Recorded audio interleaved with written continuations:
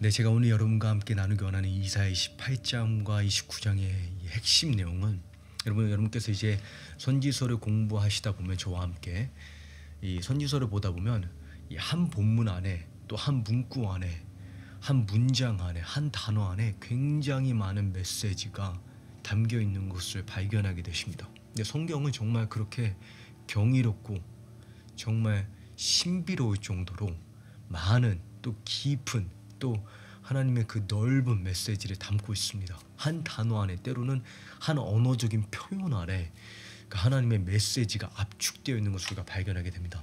그래서 제가 항상 그러하듯이 여러분께 모든 것을 다 다룰 수는 없지만 저희가 이제 이 이사야 28장과 29장의 핵심단 이제 세 가지 제가 요점들을 좀 정리해 드리기 원합니다. 여러분께서 먼저 이해하셔야 되는 것은 이사야 28장과 29장은 성경에서 마지막 때 이 시간표, 마지막 때 이 타이밍을 이해하는데 가장 중요한 두 개의 사건 또는 두 개의 징조를 배경으로 하고 있습니다.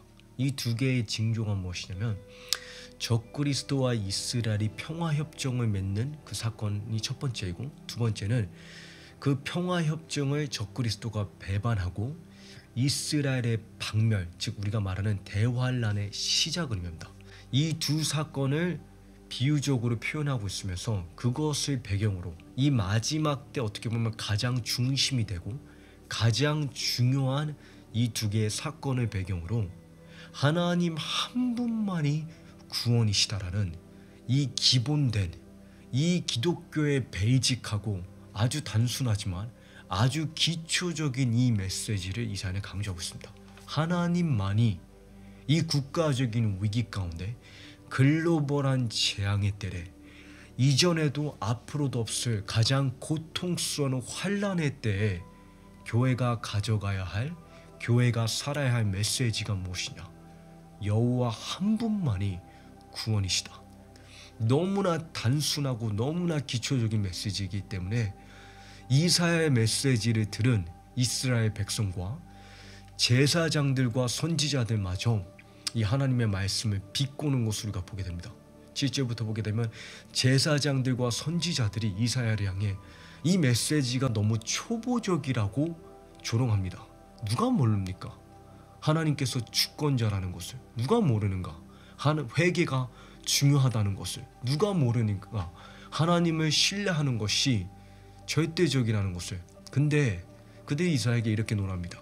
현실 세계에서는 인간의 논리와 노련함과 정치적인 기술과 경험을 통해서 생존하는 것이지 그런 성경적이고 추상적이고 비실제적인 비현실적인 그러한 사상을 가지고는 살아남을 수가 없다고 이사야를 비꼽니다. 그러면서 이사야가 무식하다고 또는 못 배워서 무지한 자라고 그리 조롱합니다. 그러면서 어디 박식한 어른들에게 그런 무식한 소리를 설교하느냐, 가서 어린아이들, 젖먹는 아이들, 이 유아들에게나 가서 설교하라고 그리 비꼬는 것을 보게 됩니다.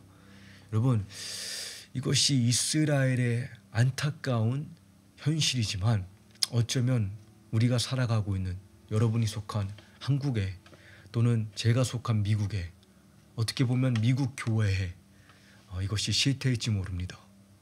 현실 세계에 하나님의 진리와 말씀이 때로는 너무 무식하게 느껴지는 것이 사실입니다. 그런데 여러분, 인생은 경험이 아니라 정치적인 노련함이 아니라 인간의 상식이 아니라 하나님의 살아있고 운동력 있는 절대적인 말씀으로만 살아가는 것입니다. 이사야가 이 기본된 진리를 가르치면서 하나님을 신뢰하는 것이 하나님 한 분만이 구원되심을 진정으로 믿는 것이 얼마나 중요한지, 그리고 그 기본된 진리를 벗어나는 것이 얼마나 심각한 것인지, 어떠한 비극을 초래할 수 있는지를 경고하면서 이 백성에게 총 5번 28장부터 32장까지 5번 화를 선포합니다. 근데 여러분, 심판의 메시지 속에 그 선지자의 애통하는 심정을 우리가 느낄 수 있어야 됩니다. 이 애통하는 마음으로 화를 선포하면서 하나님의 심판이 불가피하다는 것을 경고하는데, 그러한 와중에도 이사야는 소망의 메시지를 놓치지 않습니다. 소망의 빛을 여전히 이 백성을 향해 비춰줍니다. 그 소망의 빛이 무엇이냐? 예수 그리스도라는 복음입니다.